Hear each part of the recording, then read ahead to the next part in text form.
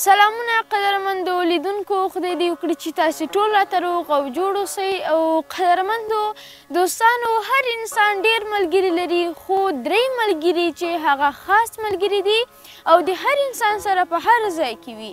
نو غواړم چې د دې دریو ملګرو په اړه یو لنډه قصه در سره شریکه کړم.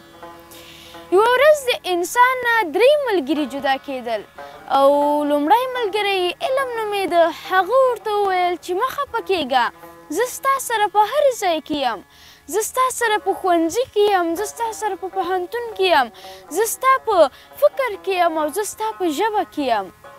او دوهم ملګری دولت نومېده. هغه هم دا خبره وکړه چې مه خفه کېږه، زه هم تا سره په هر ځای کې یم، زه ستا په جیب کې یم، زه ستا په لاس کې یم او زه ستا په سترګو کې یم. نو کله چې درېیم ملګري د دې دوو ملګرو خبرې واورېدلې، نو غږ یې وکړ چې نه زه داسې نه یم، کله چې زه لاړ شم نو بیا نه راځم. هغه هم عزت نومېده. نو راځئ دوستانو چې دا ملګری د ژوند تر پایه د ځان سره وساتو، تر څو خپل عزت هم وکړو او د نورو عزت ته هم په درنه سترګه وګورو.